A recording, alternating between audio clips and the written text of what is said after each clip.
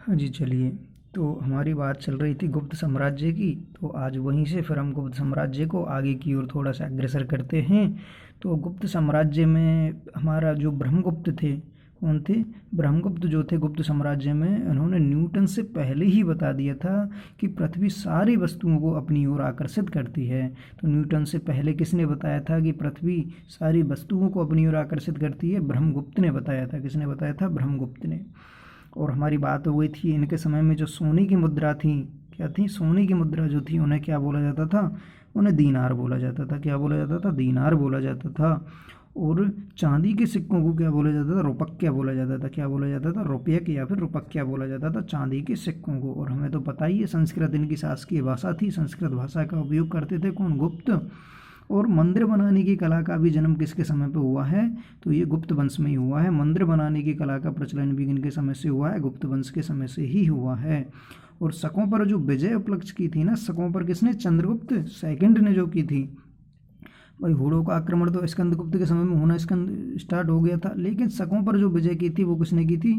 हमारी चंद्रगुप्त सेकंड ने। और उसने शकों पर विजय के उपलक्ष्य में चलाए थे चांदी के सिक्के, जिन्हें क्या बोला गया था? रुपक्या बोला गया था। अब हम बात कर लेते हैं आपकी शूद्रक की। तो शूद्रक ने क्या लिखा था? इन्होंने एक नाटक लिखा था, मृच्छ कटिकम या माटी की खिलौना गाड़ी। किसके द्वारा लिखा गया था? शूद्रक के द्वारा। क्या लिखा गया था? मृच्छ कटिकम या माटी की खिलौना गाड़ी। इसमें क्या बताया गया है? इसमें एक निर्धन ब्राह्मण के साथ में एक वैश्या के प्रेम वर्णन किया गया है। निर्धन ब्राह्मण के साथ में वैश्या का प्रेम वर्णन किसमें किया गया है? मृच्छ कटिकम या माटी की खिलौना गाड़ी में। किसके द्वारा? शूद्रक के द्वारा। तो हम बात कर लेते हैं आपके कालिदास की। तो कालिदास ने भी अभिज्ञान शाकुंतलम लिखा था। कालिदास किसके समय पे थे? हमारे चंद्रगुप्त सेकंड के समय पे। और इसी टाइम उन्होंने क्या लिखा था? अभिज्ञान शाकुंतलम लिखा था, जिसमें किसका वर्णन किया गया है?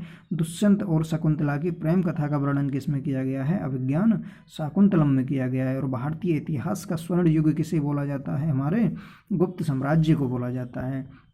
हमने पिछले पार्ट में बात की थी, जो चंद्रगुप्त सेकंड के जो दरबार में नवरत्न थे, नौ विद्वान थे, उनके नाम क्रम से क्या है? हमारे कालिदास हो गए, धन्वंतरी हो गए, बराहमिहिर हो गए, अमर सिंह हो गए, शंकु हो गए, छपणक हो गए, बैताल भट्ट, बररुचि और घटकवर्ण। इस प्रकार से कितने हो गए? टोटल नवरत्न हो गए ये।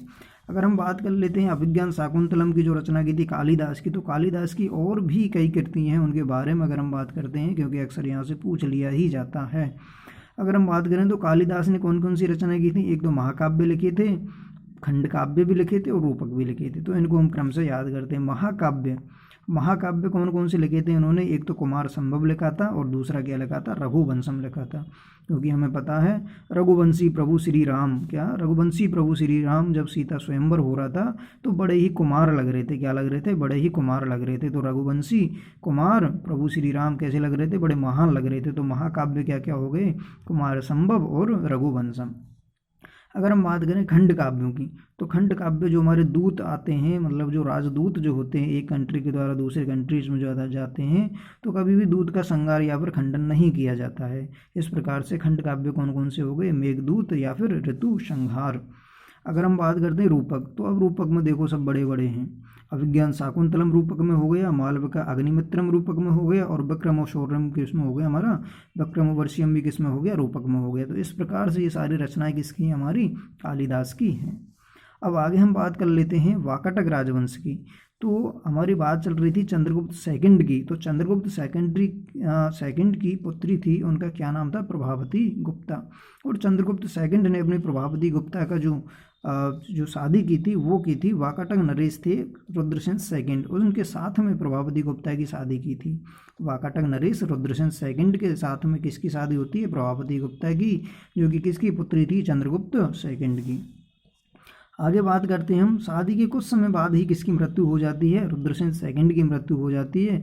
वह रुद्रसेन सेकंड व प्रभावती गुप्ता के दो पुत्र होते हैं, एक का नाम था दिवाकर सेन और दूसरे का नाम था दामोदर सेन। ये दोनों ही इस टाइम पे अवयस्क थे, लेकिन गद्दी पर किसे बिठाया गया था? दामोदर सेन को ही बिठाया गया था। और अवयस्क होने के नाते जो शासन भार जो संभाला था वो किसने संभाला था? प्रभावती गुप्ता ने ही संभाला था। इस टाइम को वाकाटक और गुप्त वंश का एक स्वर्ण काल माना जाता है, क्योंकि इस टाइम पर जो है इंटरफेयर चंद्रगुप्त मौर्य का भी इसमें वाकाटक वंश के साथ में बढ़िया रहा होगा, इसलिए क्या माना जाता है? हमारा वाकाटक और गुप्त वंश का क्या माना जाता है? स्वर्णकाल माना जाता है। अच्छा, ये जो दामोदर सेन थे, ये जो बैठे थे हमारी राजगद्दी पर, तो इन्होंने अपने नाम चेंज कर लिया था और प्रवर्तन सेकंड के नाम से ये अपनी राजगद्दी पर बैठे थे। कौन? दामोदर सेन। अब हम बात करते हैं चंद्रगुप्त सेकंड के समय पे कौन थे हमारे राजकवि? कौन थे? कालिदास थे। तो किसके दरबार में थे? चंद्रगुप्त सेकंड के समय में उनके दरबार में रह रहे थे, चंद्रगुप्त सेकंड के में। लेकिन कुछ समय के लिए ये क्या करते हैं, प्रवर्तन सेकंड के दरबार में आते हैं और यहाँ उनकी राज्यसभा में निवास करते हैं। वह यहीं पर आकर उन्होंने मेघदूत लिखा था। किसके दरबार में? प्रवर्तन सेकंड के दरबार में क्या लिखा था? मेघदूत लिखा था। और मेघदूत क्या है? ये एक खंड काव्य है। दूत का कभी खंडन या प्रसंगार नहीं किया जाता है। तो मेघदूत क्या है? यह है एक खंड काव्य है। अब हम आगे बात करते हैं आपकी, तो ये हमारा गुप्त वंश था। और गुप्त वंश के बाद में लगभग इन्हीं के समय पे हमारा कौन सा स्टार्ट हो जाता है? पुष्यभूति वंश या फिर वर्धन वंश स्टार्ट हो जाता है। इसका टाइम पीरियड लगभग 550 से लेके, यानी कि 550 से लेके 647 ईस्वी तक कौन सा चलता है हमारा? पुष्यभूति वंश या फिर वर्धन वंश। इसका संस्थापक कौन होता है? पुष्यभूति होता है। और इन्होंने अपनी राजधानी किसे बनाया था? थानेश्वर को बनाया था, जो लगभग हरियाणा और यूपी के पास में है। तो संस्थापक कौन थे इनके? पुष्यभूति। और इन्होंने किसको राजधानी बनाया था? थानेश्वर को राजधानी बनाया था। अब इस टाइम पे अगला शासक आते हैं हमारे, फर्स्ट प्रभावशाली जो शासक आते हैं वो आते हैं प्रभाकर वर्धन। कौन आते हैं?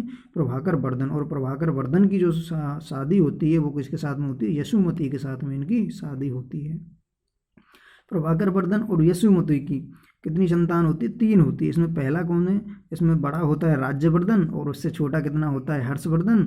और उनकी एक पुत्री होती है जिसका क्या नाम होता है? राज्यश्री। 2 पुत्र होते हैं, बड़ा राज्यवर्धन होता है, छोटा हर्षवर्धन होता है। और एक पुत्री होती है जिसका नाम क्या होता है? राज्यश्री होती है। किनकी पुत्र और पुत्री हैं ये? यशोमती की और प्रभाकर वर्धन की।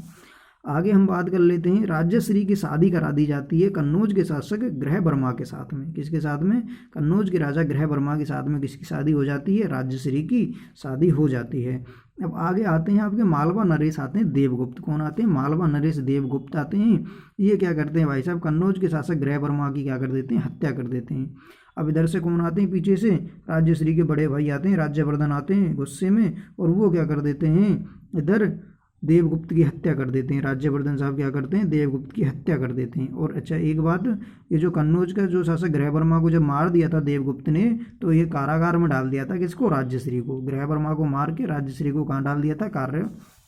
कारागार में डाल दिया था। पीछे से कौन आते हैं? हमारे राज्यवर्धन आते हैं, वो किसकी हत्या कर देते हैं? मालवा नरेश देवगुप्त को सुलटा देते हैं। उसके बाद में कौन आता है? अब जब जैसे ही राज्यवर्धन देवगुप्त की हत्या कर देते तो भाई साहब देवगुप्त का कौन आता है? फिर दोस्त आता है। कौन आता है?